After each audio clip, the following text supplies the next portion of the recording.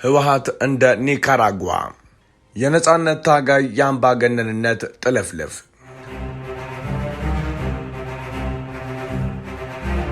በፖለቲካ ታሪክ ውስጥ ፍጹም ስልጣንን የሙጥኝ ያሉና ከህዝብ ፍላጎት ይልቅ የጥቂት ልሂቃንን መጠቀሚያ የሆኑ ድርጅቶች ውድቀት ተመሳሳይ መልክና ባህሪ አለው። የህዝባዊ ወያነ ሓርነት ትግራይ ህወሓት ታሪካዊ ጉዞ የስልጣን ማማ ላይ መውጣትና የአሁኑ የመውደቅና የመፈረካከስ ሂደት በላቲን አሜሪካ ከነበረውና ለ40 ዓመታት ያህል ኒካራጓን በብረት መድፍ ከገዛው የሶሞዛ ብሔራዊ ፓርቲ ውድቀት ጋር አስገራሚ መመሳሰሎች አሉት። ሁለቱም ድርጅቶች በትጥቅ ትግልና የህዝብ ነጻ አውጪ ነን በሚል ታላቅ ተስፋ ተነስተው ከጊዜ በኋላ ግን ወደ ሙስና፣ አምባገነንነትና ወደ ውስጣዊ መከፋፈል በማምራት የራሳቸውን ውድቀት አፋጥነዋል።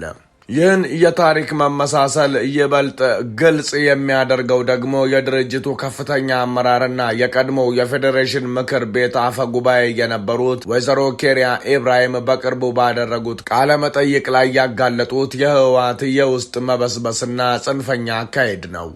ወይዘሮ ኬሪያ ድርጅቱ ህጻናትን ከወላጆቻቸው እየነጠቀ ለጦርነት እያሰለጠነ የትግራይን ቀጣይ ትውልድ እያጠፋ ነው፣ በትምህርት ገበታ መገኘት ያለባቸውን ወጣቶች ወደ ወታደራዊ ማሰልጠኛዎች በመውሰድ የወደፊት ተስፋቸውን እያጨለመ ይገኛል ሲሉ የሰነዘሩት ትችት ድርጅቱ ህዝባዊ መሰረቱን አጥቶ ወደ መጨረሻው የህልውና ቀውስ ውስጥ መግባቱን ቁልጭ አድርጎ ያሳያል። ሰላም ጤና ይስጥልን። የተወደዳችሁና የተከበራችሁ የሰሞነኛ ቤተሰቦች እንደምን አላችሁ? የዛሬው ጥንቅራችን የህወሓትንና የሶሞዛን ፓርቲ ውድቀት መነሻና መድረሻ በማነጻጸር ከወይዘሮ ኬሪያ ንግግር አንጻር የድርጅቱን ማህበራዊና ፖለቲካዊ መፈረካከስ በጥልቀት ይዳስሳል። እስከ ፍጻሜው አብራችሁን ቆዩ። በማይታመን ዋጋ በቡልጋሪያ አፍሪካ ህብረት አጠገብ በካሬ 89 ሺህ ብር ብቻ ታላቅ ቅናሽ አዘጋጅተን ብቅ ብለናል። ለ10 ደንበኞች ብቻ የሚቆይ ባለ 1 መኝታ 81 ካሬ 100% ለሚከፍሉ በ5.5 ሚሊዮን ብር በቅድመ ክፍያ 7 ሚሊዮን ብር ሲሆን 10% ቅድመ ክፍያው 700 ሺህ ብር፣ 111 ካሬ 100% ለሚከፍሉ 7.8 ሚሊዮን ብር በቅድመ ክፍያ 9.8 ሚሊዮን ብር ሲሆን 10% ቅድመ ክፍያው 900 ሺህ ብር፣ ባለ 3 መኝታ 134 ካሬ 100% ለሚከፍሉ 9.4 ሚሊዮን ብር በቅድመ ክፍያ በ12 ሚሊዮን ብር 10% ቅድመ ክፍያው 1.2 ሚሊዮን ብር። በአጭር ጊዜ ውስጥ በርካታ ቅንጡ አፓርትመንቶችን ለደንበኞች በማስረከብ የምስጋና ምስክርነት ያገኘው ታማኙ ድርጅታችን አሁን ደግሞ ከ20 ካሬ ጀምሮ የንግድ ሱቅ አማራጮችንም ይዘንሎት መጥተናል። ምን ይጠብቃሉ? አሁኑኑ በ0990 1500 08 ላይ በመደወል ይመዝገቡ። የትግል መነሻና የስልጣን ማጠናከሪያ ስልቶች። የሶሞዛ ስርወ መንግስትና የህወሓት አመራር ወደ ስልጣን የመጡበት መንገድና ራሳቸውን ያደራጁበት ፍልስፍና ተመሳሳይ መዋቅር አለው።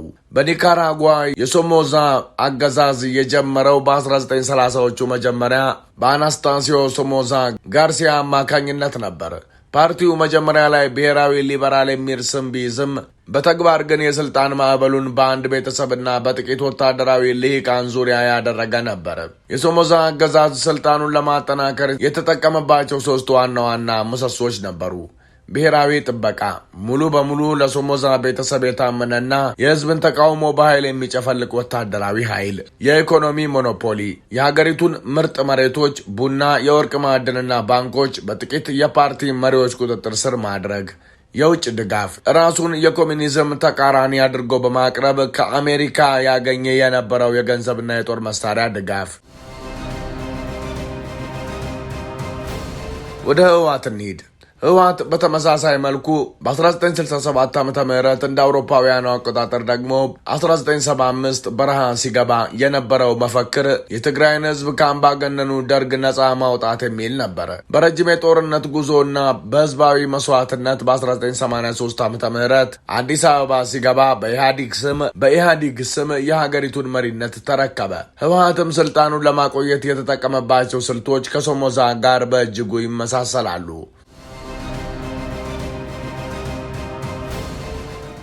የደህንነት የመከላከያ መዋቅር ቁጥጥር በብሔራዊ ደህንነትና በሰራዊቱ ከፍተኛ አመራር ላይ የራሱን ታማኝ ልሂቃን ብቻ ማስቀመጥ፣ የኢኮኖሚ የበላይነት፣ የሀገሪቱን ትላልቅ የንግድ የኢንዱስትሪና የማዕድን ዘርፎች በድርጅቱ ቁጥጥር ስር ባሉ ተቋማት ስር ማከማቸት፣ የፖለቲካ ምህዳር መዝጋት፣ የፌዴራሊዝም ስርዓቱን ለይስሙላ በመጠቀም በተግባር ግን ማዕከላዊና አምባገነናዊ ቁጥጥር ማንገስ፣ ከህዝብ መነጠልና የሙስና መበስበስ፣ ማንኛውም የፖለቲካ ኃይል የመውደቂያ መጀመሪያ ከወለደው ህዝብ ጋር መኳረፍና የጥቂቶች መጠቀሚያ መሆን ነው።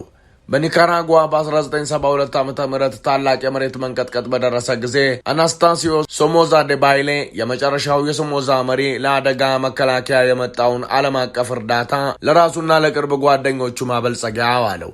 ይህ ክስተት የኒካራጓ ህዝብ ብቻ ሳይሆን መካከለኛው የንግድ ማህበረሰብ ጭምር ከሶሞዛ ጀርባውን እንዲያዞር አደረገ። ህወሓትም ወደ ስልጣን ሲመጣ የነበረውን ህዝባዊ ወገንተኝነት ትቶ አመራሮቹ በቢሊዮን የሚቆጠር ዶላር ከሀገር ሲያሸሹና የትግራይን ህዝብ መሰረታዊ ፍላጎት እንኳን ማሟላት ሳይችሉ ቀሩ። በተለይም ከቅርብ ዓመታት ወዲህ የድርጅቱ አመራሮች የትግራይን የተፈጥሮ ማዕድናት፣ ወርቅና ሌሎች ውድ ማዕድናትን በህገወጥ መንገድ ለውጭ ገበያ በማቅረብ የተገኘውን ገንዘብ ለራሳቸው ማጠናከሪያና ለጦርነት ዝግጅት እያዋሉ መሆኑን ወይዘሮ ኬሪያ በይፋ አጋልጠዋል። ይህ የሀብት ዘረፋ ድርጅቱን ከትግራይ ህዝብ ህሊና እያወረደው የመጣ ትልቅ ክስተት ነው። የወይዘሮ ኬሪያ ኢብራሂም ምስክርነት የውስጥ መፈረካከስ ማሳያ። በታሪክ ውስጥ የአንድ አምባገነን ቡድን ውድቀት ፍንጭ የሚታየው የድርጅቱ ቁልፍ መስራቾችና ከፍተኛ አመራሮች የድርጅቱን አካሄድ በይፋ መቃወምና መክዳት ሲጀምሩ ነው። በሶሞዛ አገዛዝ የመጨረሻ ቀናት የነበሩት ዲፕሎማቶችና ወታደራዊ አዛዦች እጃቸውን እየሰጡ የሶሞዛን አስከፊነት እንደመሰከሩት ሁሉ በህወሓት ታሪክ ውስጥ የኬሪያ ኢብራሂም ሚናና የአሁኑ ንግግራቸው ትልቅ ታሪካዊ መረጃ ነው። ወይዘሮ ኬሪያ ኢብራሂም የቀድሞ የፌዴሬሽን ምክር ቤት አፈ ጉባኤና የህወሓት ስራ አስፈጻሚ አባል በመሆን እስከ ከፍተኛው የስልጣን እርከን ድረስ የተጓዙ ሰው ናቸው።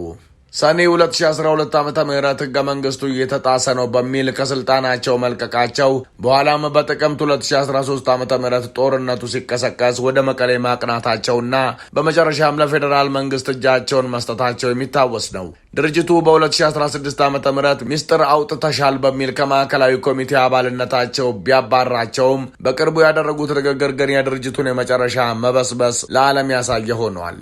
ወይዘሮ ኬሪያ ስለ ህወሓት ሲናገሩ ህወሓት ህጻናትን ከወላጆቻቸው እየነጠቀ ለጦርነት እያሰለጠነ ነው፣ በትምህርት ገበታ መገኘት ያለባቸውን ወጣቶች ወደ ወታደራዊ ማሰልጠኛዎች በመውሰድ የወደፊት ተስፋቸውን እያጨለመ ይገኛል ሲሉ ተደምጠዋል። ይህ ንግግር እጅግ አሳዛኝና የድርጅቱን የሞራል ውድቀት የሚያሳይ ነው። ድርጅቱ በፖለቲካዊ መንገድ መጓዝ ሲያቅተው ህልውናውን ለማራዘም ሲል ንጹሐን ህጻናትን እንደ መከላከያ ጋሻ እየተጠቀመ መሆኑን ያረጋግጣል።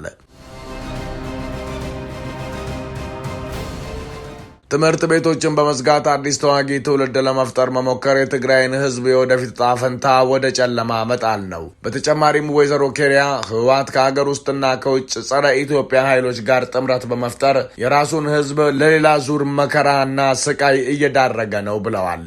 ይህ ክስ ድርጅቱ ስልጣን ወይም የጥፋት ተልዕኮውን ለማሳካት ሲል ከማንኛውም የውጭ ጠላት ጋር ለመደራደር ዝግጁ መሆኑን ያሳያል።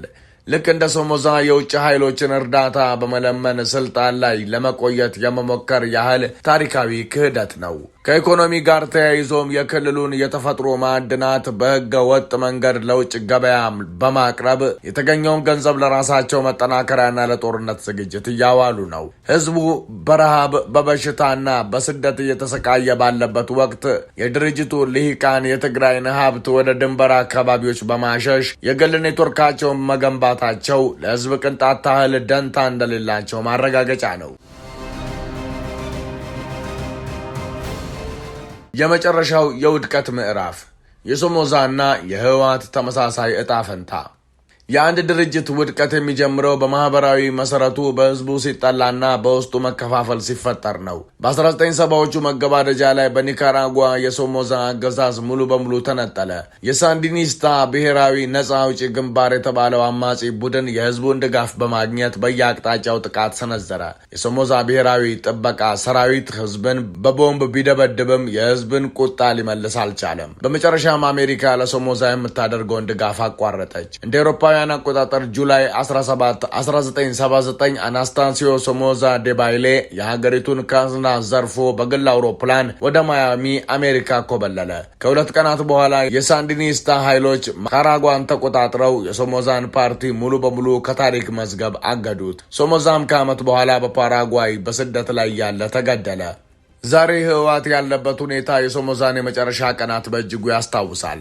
ከፕሪቶሪያው የሰላም ስምምነት በኋላ ድርጅቱ ወደ ሰላማዊ የፖለቲካ መስመር መግባት ነበረበት። ነገር ግን የውስጥ ስልጣን ሽሚያ የጌታቸው ረዳ ቡድንና የደብረጽዮን ገብረ ሚካኤል ቡድን በሚል ለሁለት መከፈሉ ድርጅቱ ማዕከላዊ እዙን ማጣቱን ያሳያል። ወይዘሮ ኬሪያ እንዳሉት ድርጅቱ አሁንም ለሌላ ዙር ጦርነት እየተዘጋጀ ነው። ነገር ግን የትግራይ እናቶችና ወጣቶች ይህንን የጥፋት አጀንዳ በጽኑ እየተቃወሙት ነው። የህዝብ ድጋፍ የሌለው ወጣቶችን በኃይል የሚመለምል የውስጥ አመራሮቹ የከዱትና በሙስና የናወዘ ድርጅት ዕድሜው አጭር ነው። ህወሓት ልክ እንደ ሶሞዛ ፓርቲ በታሪክ ፊት ተጠያቂ የሚያደርገውን ጠባሳ ጥሎ የመውደቂያው የመጨረሻው ምዕራፍ ላይ ይገኛል።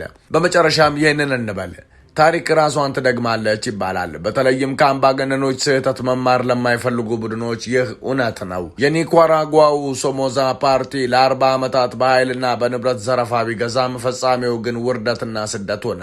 ህወሓት ለ3 አስርተ ዓመታት በኢትዮጵያ ከዚያም በትግራይ የዘረጋው ፍጹም አምባገነናዊ መዋቅር ዛሬ እጅጉን ተዳክሟል።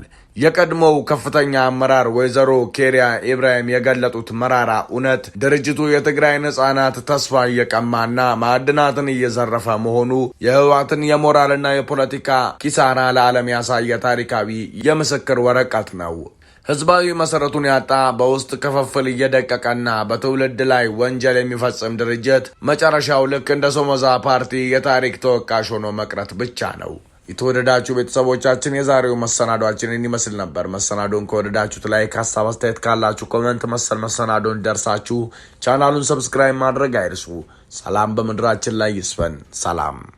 በማይታመን ዋጋ በቡልጋሪያ አፍሪካ ህብረት አጠገብ በካሬ 89 ሺህ ብር ብቻ ታላቅ ቅናሽ አዘጋጅተን ብቅ ብለናል። ለ10 ደንበኞች ብቻ የሚቆይ ባለ 1 መኝታ 81 ካሬ 100% ለሚከፍሉ በ5.5 ሚሊዮን ብር በቅድመ ክፍያ 7 ሚሊዮን ብር ሲሆን 10% ቅድመ ክፍያው 700 ሺህ ብር። 111 ካሬ 100% ለሚከፍሉ 7.8 ሚሊዮን ብር በቅድመ ክፍያ 9.8 ሚሊዮን ብር ሲሆን 10% ቅድመ ክፍያው 900 ሺህ ብር። ባለ 3 መኝታ 134 ካሬ 100% ለሚከፍሉ 9.4 ሚሊዮን ብር በቅድመ ክፍያ በ12 ሚሊዮን ብር 10% ቅድመ ክፍያው 1.2 ሚሊዮን ብር። በአጭር ጊዜ ውስጥ በርካታ ቅንጡ አፓርትመንቶችን ለደንበኞች በማስረከብ የምስጋና ምስክርነት ያገኘው ታማኙ ድርጅታችን አሁን ደግሞ ከ20 ካሬ ጀምሮ የንግድ ሱቅ አማራጮችንም ይዘንሎት መጥተናል። ምን ይጠብቃሉ?